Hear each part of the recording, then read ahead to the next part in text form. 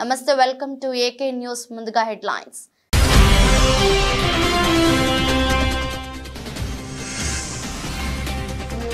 విజయవాడ ఆసుపత్రిలో చికిత్స పొందుతున్న కార్యకర్తలకు వైఎస్ జగన్ పరామర్శ. దాడులు ఆపాలంటూ కూటమి ప్రభుత్వానికి హెచ్చరిక.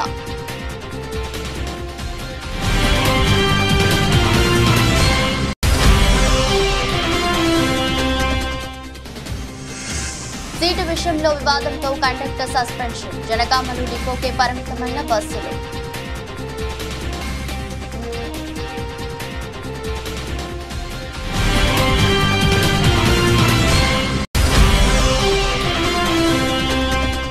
అనపర్తిలో 10 కోట్లతో ఫుట్ ఓవర్ బ్రిడ్జ్ నిర్మాణానికి మార్గం సుగమం. రైల్వే ఫుట్ ఓవర్ బ్రిడ్జ్ నిర్మాణ నమూనాను రైల్వే అధికారులతో కలిసి పరిశీలించిన ఎమ్మెల్యే నల్లమిల్లి.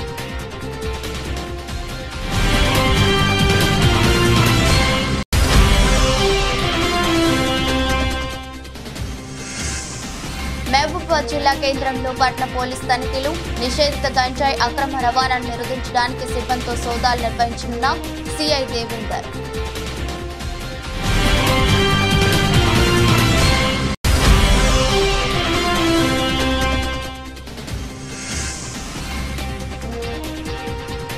పారిస్ ఒలింపిక్స్ లో భారత్ కు ఖాయమైన మరో పథకం. ఫైనల్ చేరిన రెజ్లర్ వినేష్ పుగాట.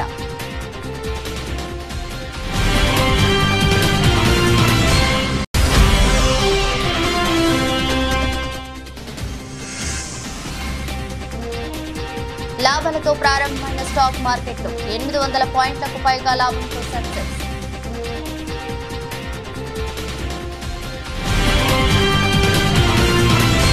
ఎన్టీఆర్ నవాబ్పేటలో తమ కార్యకర్తలపై దాడి జరిగిందంటూ వైసీపీ జాతీయ అధ్యక్షుడు జగన్ మండిపడ్డారు. ఆయన ఇవాళ విజయవాడ ఆసుపత్రిలో చికిత్స పొందుతున్న కార్యకర్తలను పరామర్శించారు. ఈ సందర్భంగా జగన్ మాట్లాడుతూ కూటమి ప్రభుత్వాన్ని మళ్లీ హెచ్చరిస్తున్నా దాడులు ఆపండి అని స్పష్టం చేశారు. నవాబ్పేటలో వైసీపీ కార్యకర్తలపై పక్కా ప్రణాళికతోనే దాడి జరిగిందని, సుమారు 20 మంది పచ్చి దాడికి పాల్పడ్డారని జగన్ ఆరోపించారు. ఇలాంటి దాడులతో చంద్రబాబు సాధించేది ఏమైనా ఉందా అని ప్రశ్నించారు.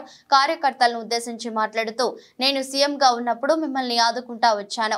ఇప్పుడు రాష్ట్రంలో శాంతి భద్రతలు పూర్తిగా కంట్రోల్ తప్పాయని వివరించారు. గ్రామ స్థాయి నుంచే బీభత్సం సృష్టిస్తున్నారు. నంద్యాలలోనూ రాజకీయ హత్య జరిగింది. శుక్రవారం అక్కడికి వెళ్తున్నా ఇవాళ మీరు అధికారంలో ఉన్నారు, రేపు మేము గద్దెనెక్కుతాం. ఈ పరిస్థితి ఇంతటితో ఆగకపోతే అప్పుడు మా వాళ్ళు ఆగమన్న ఆగే పరిస్థితి ఉండదు అంటూ జగన్ వార్నింగ్ ఇచ్చారు. సాధారణంగా కొత్త ప్రభుత్వంపై ప్రజల్లో వ్యతిరేకత రావడానికి కొంచెం సమయం పడుతుందని, కానీ చంద్రబాబు ప్రభుత్వంపై చాలా త్వరగా ప్రజల్లో వ్యతిరేకత వచ్చిందని జగన్ పేర్కొన్నారు. ఎన్నికల హామీలు నెరవేర్చకపోగా దాడులను ప్రోత్సహిస్తున్నారని ఆగ్రహం వ్యక్తం చేశారు. నవాబ్పేటలో అతి దారుణంగా కేవలం ఆధిపత్యం అన్నది చాటడం కోసం ఒక పథకం ప్రకారం అక్కడ కర్రలతో అతి దారుణంగా దాదాపుగా 20 మంది కలిసి కర్రలతో అతి పాశవికంగా కొడుతూ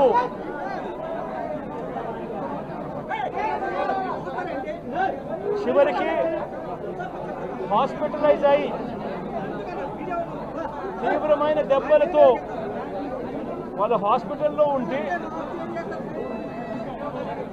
ఏం సాధిస్తా ఉన్నారు చంద్రబాబు నాయుడు గారిని అడుగుతా ఉన్నాను. మీరు చేసే ఈ కిరాతకాలు, ఈ దారుణాలు వాళ్ళ ప్రజలు ఏమన్నా భయపడతారనుకుంటున్నారా? ఎవరు భయపడరు. ఇది ఇంకా కోపంగా మారుతుంది. ఇది ఇంకా కోపంగా మారి చంద్రబాబు నాయుడు గారిని తెలుగుదేశం ఆలోచన చేసుకోమని అడుగుతా ఉన్నా. మళ్ళీ చెప్తా ఉన్నా చంద్రబాబు నాయుడు గారికి, మీరు చేస్తూ ఉన్నది తప్పుడు సాంప్రదాయం. ఇది కనుక కొనసాగింది అని అంటే రేపు పొద్దున ఏం జరుగుతుంది అని అంటే, ఈరోజు మీ ప్రభుత్వం ఉంది, చాలా వేగంగా మీ ప్రభుత్వం కూడా తుడిచిపెట్టుకొని పోతుంది. ఆ తర్వాత మళ్ళీ మా ప్రభుత్వం వస్తుంది. ఆ తప్పుడు మా ప్రభుత్వం వచ్చినప్పుడు కార్యకర్తలు నేను వద్దు అని చెప్పినా కూడా వినకుండా ఆ కార్యకర్తలు చంద్రబాబు నాయుడు గారి తెలుగుదేశం పార్టీ వాళ్ళందరికీ కూడా బుద్ధి చెప్పే పరిస్థితి కూడా చంద్రబాబు నాయుడు గారు బీజం వేస్తూ ఉన్నారు ఈరోజు. దయచేసి నేను చంద్రబాబు నాయుడు గారికి చెప్తా ఉన్నా, ఈ తప్పుడు సాంప్రదాయాలను ఇంతటితో ఆపండి. ఈ తప్పుడు సాంప్రదాయాలు పెద్దయ్యాయి, వృక్షాలైనాయి అనంటే ఆ తర్వాత ఆపడం ఎవరి చేత కాకుండా పోతుంది. హుజూర్ నగర్ పట్టణంలో పలు అభివృద్ధి కార్యక్రమాల పనులు ప్రారంభించి గతంలో శంకుస్థాపన చేసిన పనులను పర్యవేక్షించిన మంత్రి ఉత్తమ్ కుమార్ రెడ్డి మొదటగా రామస్వామి గుట్ట వద్ద 2000 ఇండ్ల హౌసింగ్ కాలనీ పరిశీలించి అనంతరం కళ్యాణ్ లక్ష్మి షాదీ ముబారక్ చెక్కుల పంపిణీ, ఐటీఐ కళాశాల, ఏటీసీ సెంటర్ వర్క్ షాప్ కు శంకుస్థాపన, క్రిస్టియన్ శ్మశాన వాటిక పనులు పరిశీలించిన తర్వాత పట్టణంలోని ప్రభుత్వ 100 పడకల ఆసుపత్రి సందర్శించి వైద్య అధికారులతో రివ్యూ మీటింగ్ నిర్వహించారు. హుజూర్ నగర్ ఎస్సీ వర్గీకరణను హర్షిస్తూ అడ్డా రోడ్డులోని ఎంఆర్పీఎస్ నిర్వహించిన అభినందన కార్యక్రమానికి హాజరై మాదిగ సోదరులకు శుభాకాంక్షలు తెలిపారు. తర్వాత పట్టణంలోని ప్రభుత్వ డిగ్రీ కాలేజ్, ఇంటర్ కాలేజీలను సందర్శించి విద్యార్థులతో ముఖాముఖి కార్యక్రమం ఏర్పాటు చేశారు. అనంతరం ఎన్జీఓస్ కాలనీ నందు టీయూఎఫ్ఐడిసి పనులకు శంకుస్థాపన అనంతరం నీటిపారుదల మరియు పౌర సరఫరాల శాఖ మంత్రి ఎన్ ఉత్తమ్ కుమార్ రెడ్డి మాట్లాడారు. నిరుపేద కుటుంబాలు ప్రత్యేకంగా అలాట్మెంట్లో బెనిఫిషరీస్లో మేము ఎస్సీ, ఎస్టీ, బీసీ మైనారిటీస్కి ప్రియారిటీ ఇవ్వబోతున్నాము. ఇప్పుడు ఆయన కాంట్రాక్టరు చెప్పిన విషయం ఏంటంటే జనవరి లోపల పూర్తి చేస్తామని. ఇప్పటికైతే వర్క్ చాలా స్లోగా జరుగుతుంది. నేను ఇంజనీర్లకి, కాంట్రాక్టర్కి నేను హెచ్చరిస్తున్నా, ఈ స్పీడ్లో వర్క్ జరిగితే మాత్రం మరి ప్రభుత్వం నుంచి కఠిన చర్యలు తప్పవని చెప్పి కూడా వాళ్ళు హెచ్చరిస్తున్నారు. ఇంకా వర్క్ స్పీడు అందుకోవాలి, వేగవంతం కావాలి. ఇది రాష్ట్రంలోనే ఒక యునిక్, ఒక స్పెషల్ హౌసింగ్ కాలనీ కాబోతుంది. నిరుపేదలకి ఈ హౌసింగ్ కాలనీ ప్రభుత్వం ఎంత ఖర్చు పెట్టినా ఉచితంగా 2160 కుటుంబాలకి ఇవ్వబోతున్నాం. ఆ లబ్ధిదారుల ఎంపిక వగర ఇతర విషయాలు మరి ఇంకా కొద్దిగా ముందుకు పోయిన తర్వాత ఈ పనులు పూర్తయ్యే సమయానికి ఆ ప్రక్రియ మొదలు పెడతాం. లబ్ధిదారుల ఎంపిక పూర్తిగా పారదర్శకంగా ఉంటుంది. ఫస్ట్ ప్రియారిటీ హుజూర్ నగర్ టౌన్లో ఉండే వాళ్ళకి, నిరుపేదలకి, ఇండ్లు లేని వాళ్ళకు ఉంటుంది. ఆ తర్వాత అక్కడి నుంచి అందరు అకామిడేట్ అయిపోయిన తర్వాత హుజూర్ నగర్ మండలం నుంచి కూడా ఏమైనా అప్లికేషన్ ఇస్తే అది కూడా కన్సిడర్ చేస్తాం. రాష్ట్రంలో మన ప్రభుత్వం, ప్రస్తుత కాంగ్రెస్ ప్రభుత్వం ఒక మహత్తర హౌసింగ్ కార్యక్రమం చేపట్టిన విషయం మీ అందరికీ ఒకసారి గుర్తు చేస్తున్నాం. ఈ ఆర్థిక సంవత్సరంలో కృష్ణా గోదావరి నదుల అనుసంధానమైన ఇబ్రహీంపట్నంలోని పవిత్ర సంగమానికి పూర్వవైభవం తెస్తామని, ఇక్కడ నిత్యహారతులను పునరుద్ధరిస్తామని ఆంధ్రప్రదేశ్ రాష్ట్ర దేవాదాయ ధర్మాదాయ శాఖ మంత్రివర్యులు ఆనం రామనారాయణ రెడ్డి హామీ ఇచ్చారు. ఇబ్రహీంపట్నంలోని పవిత్ర సంగమం పాత్రాన్ని ఆయన మైలవరం శాసనసభ్యులు వసంత వెంకట కృష్ణ ప్రసాద్ తో కలిసి పరిశీలించారు. ఈ సందర్భంగా పవిత్ర సంగమం ప్రాంతంలో తీసుకోవాల్సిన చర్యలపై వాకబు చేశారు. ఈ సందర్భంగా మంత్రి రామనారాయణ రెడ్డి మాట్లాడుతూ మైలవరం శాసనసభ్యులు వసంత వెంకట కృష్ణ ప్రసాద్ తన వద్దకు వచ్చి పవిత్ర సంగమం ప్రాంతాన్ని పరిశీలించి గత వైభవాన్ని తీసుకురావాలని తనకు విజ్ఞప్తి చేయగా వెంటనే ఈ ప్రాంతాన్ని పరిశీలించినట్లు స్పష్టం చేశారు. పవిత్ర సంగమం గురించి వారు వివరించడం జరిగింది. ఈ పవిత్ర సంగమంని మళ్ళీ పునరంకితం చేయాలి, దీనికి పునర్నిర్మాణం చేయాల్సిన అవసరం ఉంది. ఇది పెద్దలు ఆనాడు ఇప్పటి మన ముఖ్యమంత్రి శ్రీ నారా చంద్రబాబు నాయుడు గారు ఆనాడు ప్రారంభించిన తర్వాత గడిచిన 5 సంవత్సరాల్లో దుర్మార్గపు వైసీపీ పాలనలో దాన్ని నిర్లక్ష్యం చేసి ఆపేయడం జరిగింది. దీన్ని మళ్ళీ మొదలు పెట్టాలి, మీరందరూ రావాలి అని కోరినప్పుడు నేను వెంటనే ఒక నిర్ణయం తీసుకొని మా కమిషనర్ గారితో, మా ఈఓ గారితో మాట్లాడి అలాగే ఎమ్మెల్యే గారికి కూడా చెప్పడం జరిగింది. ఈరోజు వెళదాం, వెళ్ళి చూద్దాము, అన్ని పరిస్థితుల్ని గమనించాక మరి ఇంకా ఏ శాఖలు ఏ అధికారులతో మాట్లాడాలో మళ్ళీ ఒకసారి మాట్లాడి ఏర్పాట్లు చేద్దామని చెప్పి ఒక నిర్ణయం అయితే ఈరోజు చేసుకోవడం జరిగింది. అది చూడటానికే ఈరోజు ఉదయం ఆయన పిలవగానే సాయంత్రం 6 గంటల సమయంలో మేమందరం ఇక్కడికి వచ్చాం. పవిత్ర సంగమం కలిసే ఈ ప్రాంతం ఎంతో పవిత్రంగా ఉండాలని మన ముఖ్యమంత్రి శ్రీ చంద్రబాబు నాయుడు గారు కోరుకున్నారు. దురదృష్టం మరి వైసీపీ పాలనలో నిర్లక్ష్యం చేసి పవిత్ర సంఘాన్ని అపవిత్రం చేసి ఈ ప్రాంతాన్ని అంధకారమయం చేసినటువంటి వాళ్ళు జగన్మోహన్ రెడ్డి గారి నాయకత్వంలో గతంలో ఉన్నారు. ఇవాళ ఆ పరిస్థితులు మారే. ఇవాళ ఈ ప్రభుత్వం ప్రజా పరిపాలన వచ్చింది. ప్రజా పరిపాలనలో సమున్నతమైనటువంటి నిర్ణయాలు చేసే ముఖ్యమంత్రిగా, ఎన్డీఏ నాయకుడిగా, తెలుగుదేశం పార్టీ అధ్యక్షుడిగా చంద్రబాబు నాయుడు గారు వచ్చి తిరిగి అన్నీ కూడా పునర్నిర్మాణాలు జరగాలి, అన్నీ కూడా సజావుగా ముందుకు సాగాలి అని చెప్పి ఆయన చెప్పడం జరిగింది.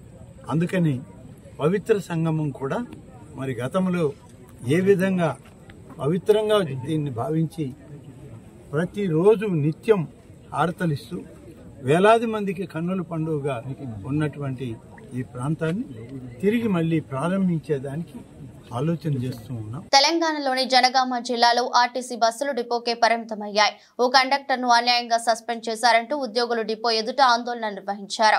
సీటు విషయంలో జరిగిన వివాదం చివరకు కండక్టర్ పై ఓ మహిళా ప్యాసింజర్ ఫిర్యాదు చేసే వరకు వెళ్లింది. దీంతో అతన్ని సస్పెండ్ చేశారు. అయితే కండక్టర్ పై ఎలాంటి విచారణ జరపకుండా అన్యాయంగా సస్పెండ్ చేశారంటూ ఉద్యోగులు ధర్నాకు దిగారు. సస్పెండ్ చేసిన కండక్టర్ శంకర్ ను వెంటనే విధుల్లోకి తీసుకోవాలని డిమాండ్ చేశారు. ఉద్యోగుల ఆందోళనతో బస్సులు డిపోకే పరిమితమయ్యాయి. ఈ నెల 1న జనగామ నుంచి హన్మకొండకు వెళ్తున్న బస్సులో ఓ గర్భిణి ఎక్కింది. బస్సు కిక్కిరిసి ఉండటంతో కండక్టర్ శంకర్ గర్భిణి కోసం ఓ సీట్ను ఆపాడు. ఈ విషయమై ప్రయాణికులతో వివాదం తలెత్తింది. ఈ గొడవ అధికారుల దృష్టికి వెళ్లింది. దీంతో అధికారులు శంకర్ ను సస్పెండ్ చేశారు. అయితే ఏం జరిగిందో తెలియకుండా ఉద్యోగిపై చర్యలు తీసుకోవటం ఏమిటని ఉద్యోగులు ఆగ్రహం వ్యక్తం చేశారు. శంకర్ ను తిరిగి విధుల్లోకి తీసుకోవాలంటూ సిఐటియు ఆధ్వర్యంలో డిపో ఎదుట బైఠాయించారు. ఇలాంటి విచారణ లేకుండా కండక్టర్ ను సస్పెండ్ చేసినందుకు అధికారులపై చర్యలు తీసుకోవాలని డిమాండ్ చేశారు.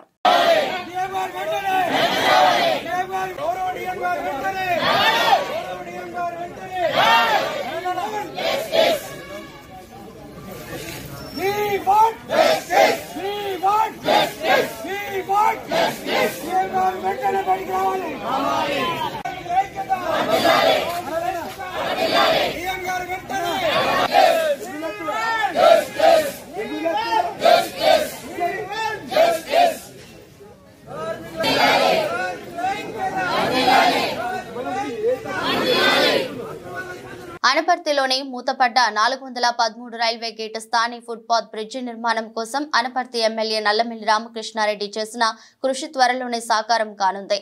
రైల్వే గేటు మూతపడటంతో గేటు ఆవలిపై ఉన్న కళాశాలలకు వెళ్లే విద్యార్థులు, రైస్ మిల్లు, పౌల్ట్రీ ఫారాలకు వెళ్లే వ్యాపారులు అనేక ఇబ్బందులు ఎదుర్కొంటున్నారు. 2014-19 మధ్య ఎమ్మెల్యేగా ఉన్న నల్లమిల్లి బ్రిడ్జి నిర్మాణం కోసం చేసిన కృషి ఫలించి ఫలితం అందే సమయానికి ప్రభుత్వం మారడంతో ఎక్కడి పనులు అక్కడే నిలిచిపోయాయి.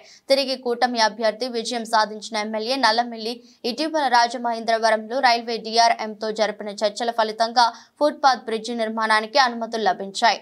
అనపర్తి రైల్వే స్టేషన్లో అమృత్ భారత్ ఫేజ్ 1లో భాగంగా 24 కోట్లతో జరుగుతున్న అభివృద్ధి పనులను రైల్వే సీనియర్ ఇంజనీర్ శ్రీనివాస్ తో కలిసి పరిశీలించారు. ఈ సందర్భంగా ఫుట్పాత్ బ్రిడ్జి నిర్మాణ స్థలాన్ని పరిశీలించి బ్రిడ్జి నిర్మాణం కోసం రూపొందించిన నమూనా చిత్రపటాన్ని పరిశీలించారు.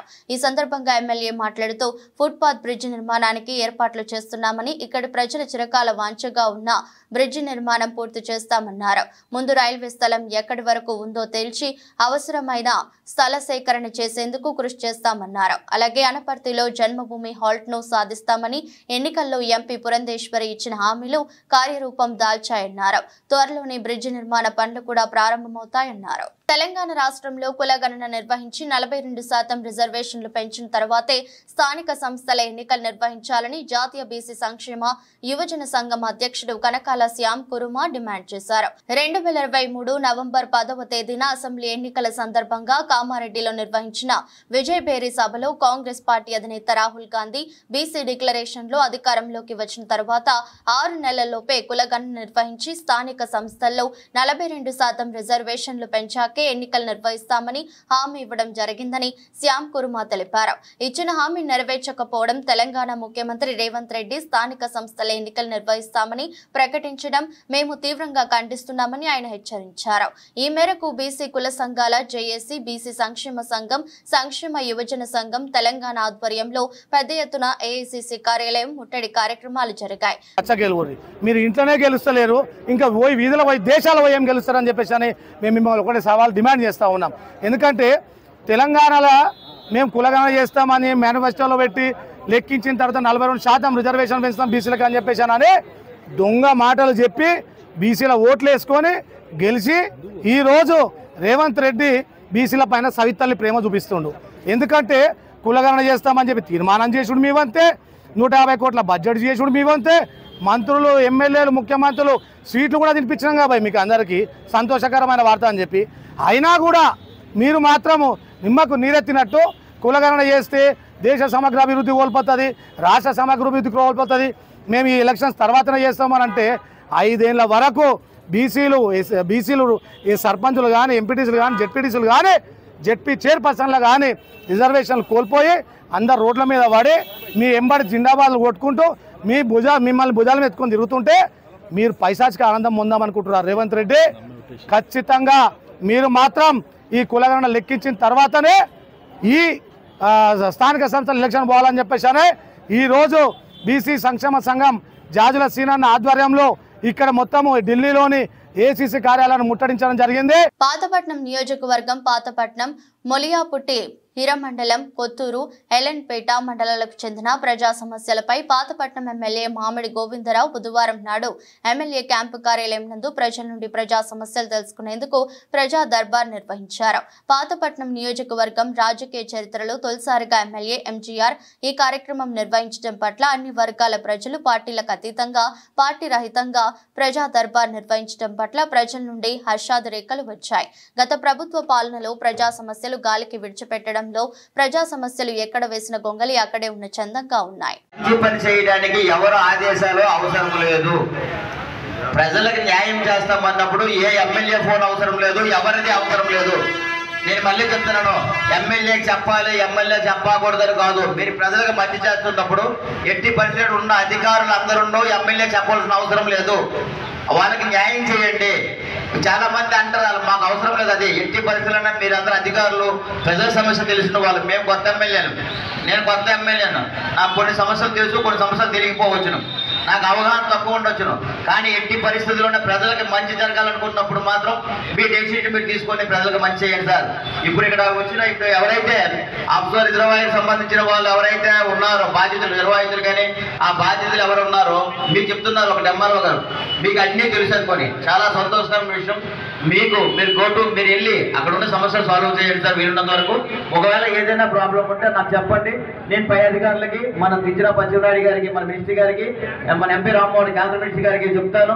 అదే కాకుండా మన ప్రభుత్వం తరఫున లోకేష్ గారికి కానీ, దీనికి సంబంధించిన ఇరిగేషన్ మినిస్టర్ ఎవరు ఉంటే వాళ్ళకి కానీ, ఎవరికి రెవెన్యూ మినిస్టర్ కానీ చెప్పడానికి సిద్ధంగా ఉన్నాను. ఒక లెక్క ఏంటంటే అడ్జస్ట్మెంట్ అంటే తప్పనిసరిగా మనకి దగ్గరగా ప్రభుత్వంతో బంధం ఉంది కాబట్టి కొన్ని అన్ని సమస్యలు సాల్వ్ అవుతాయి.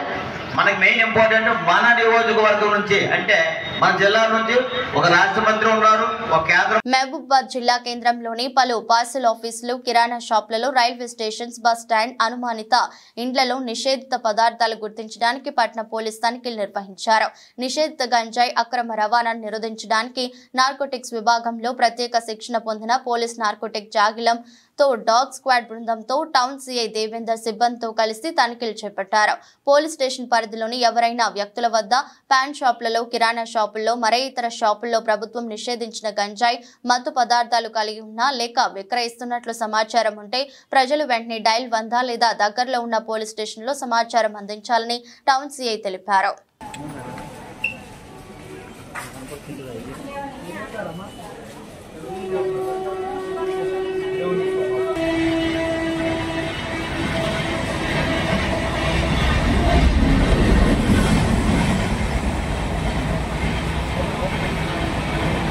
ప్రకాశం జిల్లా రాచర్లలో జీవో నెంబర్ 117 రద్దు చేయాలని కోరుతూ ఆంధ్రప్రదేశ్ ఐక్య ఉపాధ్యాయ ఫెడరేషన్ సభ్యులు పాలుగుల్ల రమణారెడ్డి డిమాండ్ చేశారు. ప్రైమరీ పాఠశాలల్లో 1 నుండి 5 వరకు బోధించాలని, అలానే హై స్కూళ్లలో 6 నుంచి 10వ తరగతి వరకు బోధన కొనసాగాలని కోరుతున్నామన్నారు. కూటమి ప్రభుత్వం అధికారంలోకి రాగానే జీవో నెంబర్ 117ను రద్దు చేసి పాఠశాలలు, ప్రైమరీ హై స్కూల్లో తరగతి గదులలో తాము కోరిన విధంగా నిర్వహిస్తామని హామీ ఇచ్చినట్లు గుర్తు చేశారు. ప్రస్తుతం ఉన్న విద్యా విధానాల వల్ల ప్రభుత్వ పాఠశాలలపై విద్యార్థుల తల్లిదండ్రులకు నమ్మకం పోతుందని అన్నారు. వెంటనే జీవో నెంబర్ 117ని రద్దు చేయాలని కోరుతూ రాచర్ల ఎంఆర్ఓకు వినతి పత్రాన్ని సమర్పించినట్లుగా ఆంధ్రప్రదేశ్ ఐక్య ఉపాధ్యాయ ఫెడరేషన్ సభ్యులు తెలిపారు. మండల కార్యాలయంలోను మా ఎంఆర్ఓ ఆఫీసులోను మెమోరాండం జరిగింది. సమస్యల పట్ల ఆ సమస్యలు ఏంటంటే ఈ జీవో నెంబర్ 117 కూటమి ప్రభుత్వం రాకముందు నారా లోకేష్ గారు 1170 రద్దు చేసి ప్రాథమిక పాఠశాలలో 1 నుంచి 5 తరగతులు ఉండే విధంగా, హై స్కూల్లో 6 నుంచి 10వ తరగతులు ఉండే విధంగా చూస్తామని హామీ ఇచ్చారు. ఆ మేరకు వెంటనే ప్రభుత్వం 1170 జీవోను రద్దు చేసి పాఠశాలల్లో 6 నుంచి 10 తరగతులు ఉండే విధంగా, అదేవిధంగా సమాంతరంగా తెలుగు మీడియము, ఇంగ్లీష్ మీడియం 2 నడిచే విధంగా చర్యలు తీసుకోవాలని, ప్రాథమిక పాఠశాలలో 1 నుంచి 5 తరగతులు ఉండే విధంగా, 5 తరగతులకు 5 మంది ఉపాధ్యాయులు ఉండే విధంగా చర్యలు తీసుకోవాలని, అదేవిధంగా హై స్కూల్లో ఉన్నటువంటి నాన్ టీచింగ్ పోస్టులు ప్రపంచ చేనేత దినోత్సవం పురస్కరించుకొని హసన్పర్తి చేనేత సహకార ఉత్పత్తి విక్రయ సంఘంలో వేడుకలు నిర్వహించారు. అఖిల భారత పద్మశాలి సంఘం హనుమకొండ జిల్లా అధ్యక్షులు బచ్చు ఆనందం కొండ లక్ష్మణ్ బాపూజీ చిత్రపటానికి పూలమాలలు వేసి వేడుకలను ప్రారంభించారు. అనంతరం సీనియర్ చేనేత కార్మికులను ఘనంగా శాలువాతో సన్మానించి పండ్లను పంపిణీ చేసి శుభాకాంక్షలు తెలిపారు. ఈ సందర్భంగా మాట్లాడుతూ ప్రభుత్వం చేనేత రంగం మరింత అభివృద్ధి పదంలో ముందుకు సాగాలంటే ప్రత్యేక నిధులు కేటాయించి ఆదుకోవాల్సిన అవసరం ఉందన్నారు.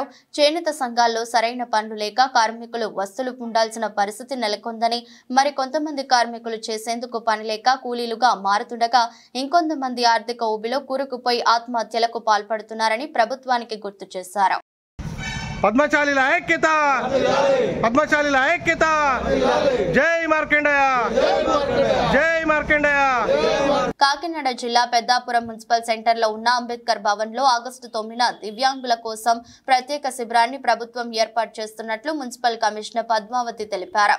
ఈ సందర్భంగా ఆమె మాట్లాడుతూ ప్రభుత్వం ఇచ్చే అవకాశం మేరకు, అలాగే జిల్లా కలెక్టర్ వారి ఆదేశాల మేరకు దివ్యాంగులకు 3 చక్రాల సైకిల్, వీల్ చైర్స్, చెంక కర్రలు, కృత్రిమ కాళ్ళు, కాలిపర్స్, రొటేటర్స్, చెవి మిషన్లు, వాకింగ్ స్టిక్స్, మానసిక ప్రతివంతుల పిల్లలకు ఎంఎస్ఈఈ కిట్స్, లేప్రసీ సోకిన వారికి ఎడిఎల్ కిట్స్, సిపి బ్యాటరీ ఆపరేటర్, 3 చక్రాల సైకిల్ పై సహాయ ఉపకరణములు, గుర్తింపు కొరకు హాజరుకు సదరము ధృవీకరణ పత్రము, ration card, Aadhaar card, UID card శిబిరానికి తీసుకుని రావాలని తెలిపారు. ఈ శిబిరం అర్హులైన దివ్యాంగులకు వినియోగించుకోవాలని పెద్దాపురం మున్సిపల్ కమిషనర్ పద్మావతి తెలిపారు. ఈ శిబిరాన్ని పెద్దాపురం శాసనసభ్యులు నిమ్మకాయల చినరాజప్ప ప్రారంభించడం జరుగుతుందన్నారు. 10 గంటలకి మన అంబేద్కర్ భవనంలో దివ్యాంగులకి ఈ శిబిరం అనేది నిర్వహించడం జరుగుతుంది. అందులో అవసరమైన వాళ్ళకి చలన పరికరాలు కూడా, ట్రై సైకిల్స్ కూడా పంపిణీ, అవసరమైన ఎవరైతే అర్హత సైకిల్కి ఉంటారో వాళ్ళకు కూడా ఈ ట్రై సైకిల్స్ అనేది పంపిణీ చేయడం జరుగుతుంది. అట్లానే యూఐడి కార్డులు కూడా ఇవ్వడం జరుగుతుంది. కాబట్టి యూఐడి కార్డులు కూడా వచ్చేవాళ్ళు సదరం సర్టిఫికేట్ ఒకటి, యూఐడి కార్డు తప్పనిసరిగా ఒకటి తీసుకురావాలి. 40% అబవ్ ఉన్నట్టుగా వికలాంగుల సర్టిఫికేట్ ఒకటి, సదరం సర్టిఫికేట్, రేషన్ కార్డు, ఆదాయ ధృవీకరణ certificate, Aadhaar card xerox copy, 2 ఫోటోలు, చిరునామా రుజువు కోసం రేషన్ కార్డు కాపీ, ఐడి అవన్నీ తీసుకొని ఈ శిబిరానికి వస్తే అందులో వాళ్ళకి ఈ ట్రై సైకిల్స్ కానీ ఇంకేదన్నా పరికరాలు అవసరమైతే వాళ్ళకి అవసరమైన వాళ్ళకి ఈ శిబిరాల్లో డిస్ట్రిబ్యూట్ చేయడం అనేది జరుగుతుంది. కాబట్టి పట్టణంలో ఉన్న అందరూ కూడా ఇలాంటి ఎవరైతే దివ్యాంగులు ఉన్నారో వాళ్ళందరూ కూడా ఈ అవకాశాన్ని వినియోగించుకుంటారని వారికి ఈ శిబిరానికి హాజరు కావాల్సిందిగా తెలియపరుస్తున్నాం. మహబూబాబాద్ జిల్లా తొర్రూరు మండలంలోని వెలికట్టే గ్రామ శివారులో గల టిక్యాక్ తండాలోని స్థానిక అంగన్వాడీ సెంటర్లో తల్లిపాల వారోత్సవ కార్యక్రమాన్ని నిర్వహించారు. ఈ సందర్భంగా అంగన్వాడీ టీచర్ పద్మారాణి తల్లిపాల వారోత్సవ కార్యక్రమాన్ని ఉద్దేశించి మాట్లాడుతూ నవజాత శిశువులకు తల్లిపాలే శ్రేష్టమైనవని తెలుపుతూ తల్లి బిడ్డల శ్రేయస్సుకు తల్లిపాల వినియోగం చాలా అవసరమని పేర్కొంటూ పుట్టిన బిడ్డకు మొదటి గంటలోపే తల్లిపాలు పట్టించాలన్నారు. నవమాసాలు మోసి బిడ్డను కని పెంచడంలో తల్లి పాత్ర చాలా కీలకమైంది. పిల్లల సక్రమమైన అభివృద్ధికి తల్లిపాలు అవసరమన్నారు. ఈ కార్యక్రమంలో గర్భిణీలు, బాలింతలు, మాజీ సర్పంచ్ జాటోత్ కౌసల్య మరియు తండా వాసులు పాల్గొన్నారు. కొంతమంది పిల్లలు 2 సంవత్సరాల వరకు తాగుతారు. 2 సంవత్సరాల వరకు తల్లిపాలు కంటిన్యూ చేయొచ్చు. తల్లికి పాలు ఉంటే ఉన్నంత కాలం పాలు ఇవ్వచ్చు. ఎంత పాలిస్తే పిల్లలకు అంత రోగ నిరోధక శక్తి అనేది పెరుగుతుంది. తల్లిపాలు ఇవ్వడం వల్ల రోగాలు అనేది రాకుండా ఉంటాయి. పిల్లలకు ఏ రోగం వచ్చినా కూడా తట్టుకునేంత శక్తి ఉంటుంది పిల్లలకు. కాబట్టి తల్లిపాలు అనేది చాలా ప్రాముఖ్యమైనవి. కాబట్టి తల్లిపాల సంస్కృతిని మనం అందరం ప్రోత్సహించాలి. కొంతమంది ఏమైనా సిటీలలో జాబులు చేసేటోళ్ళు, డ్యూటీకి పోయేటోళ్ళు ఏం చేస్తారంటే ఈ డబ్బాలలో పాలు పెట్టిపోతూ ఉంటాడు. ఈ మాకం డబ్బాలలో పాలు పెట్టిపోతే ఆ పాలు కొంచెం ఇన్ఫెక్షన్స్, రోగాలు అట్లాంటివి ఎక్కువ అవుతాయి. ఇక కొంతమంది ఏమనుకుంటారంటే తల్లిపాలు ఇవ్వడం వల్ల మా అందం అంతా తగ్గిపోతుంది కాబట్టి మేము తల్లిపాలు ఇవ్వమనే. ప్యారిస్ ఒలింపిక్స్ 2024లో భారత్ కు మరో పథకం ఖాయమైంది. అంచనాలను అందుకుంటూ భారత్ స్టార్ రెజ్లర్ వినేష్ ఫొగాట్ మహిళల 50 kgల ప్రీ స్టైల్ ఈవెంట్ లో ఫైనల్ చేరింది. సెమీఫైనల్లో క్యూబా రెజ్లర్ యూస్నిలిస్ గుజ్మాన్ తో జరిగిన బౌట్ లో 5-0తో విజయం సాధించింది. ఈ మ్యాచ్ ఆరంభం నుంచే ఫొగాట్ ఆధిపత్యం ప్రదర్శించింది. ప్రత్యర్థి నుంచి పెద్దగా ప్రతిఘటన లేకపోవడంతో తొలి పీరియడ్ ముగిసే సమయానికి ఫొగాట్ 1-0తో ఆధిక్యంలో నిలిచింది. రెండో పీరియడ్ ఆమె 5-0తో భారీ ఆధిక్యాన్ని సాధించింది. ఈ ఆధిక్యాన్ని చివరి వరకు అలాగే కొనసాగించడంతో బౌట్ భారత వశమైంది. ఇక స్వర్ణం కోసం జరిగే ఫైనల్ పోరులో అమెరికాకు చెందిన సారా హిల్టర్ బ్రాంట్ తో వినేష్ ఫొగాట్ తలపడనుంది.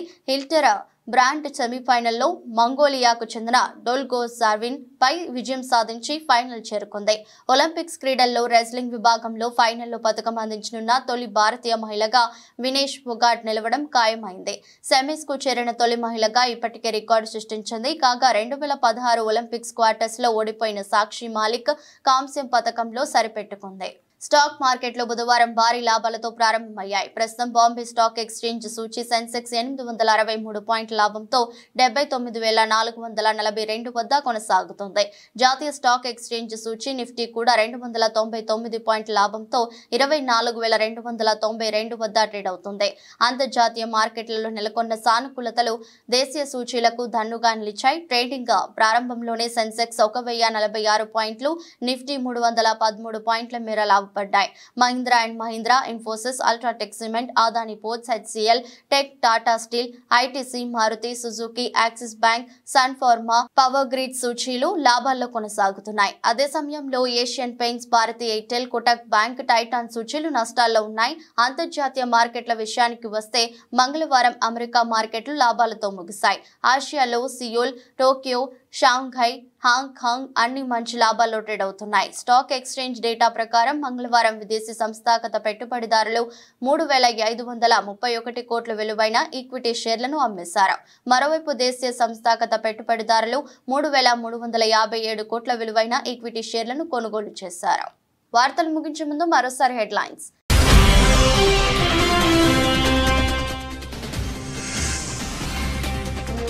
విజయవాడ ఆసుపత్రిలో చికిత్స పొందుతున్న కార్యకర్తలకు వైఎస్ జగన్ పరామర్శ.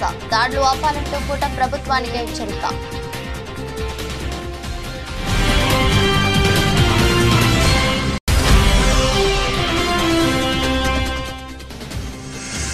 సీటు విషయంలో వివాదంతో కండక్టర్ సస్పెన్షన్. జనగామలు డిపోకే పరిమితమైన బస్సులు.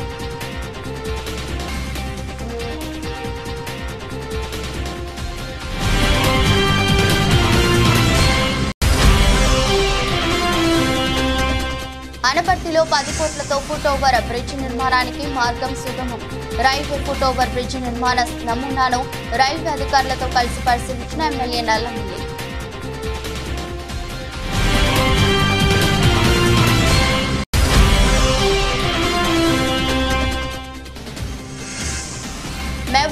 జిల్లా కేంద్రంలో పట్టణ పోలీస్ తనిఖీలు, నిషేధిత గంజాయి అక్రమ రవాణాను నిరోధించడానికి సిబ్బందితో సోదాలు నిర్వహించనున్న సిఐ దేవేందర్.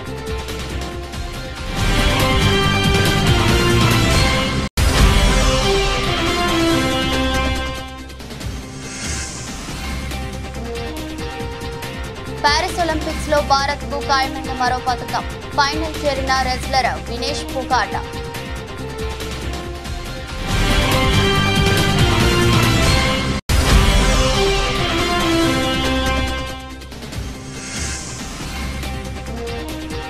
లాభాలతో ప్రారంభమైన స్టాక్ మార్కెట్లు 800 పాయింట్లకు పైగా లాభంతో సక్సెస్.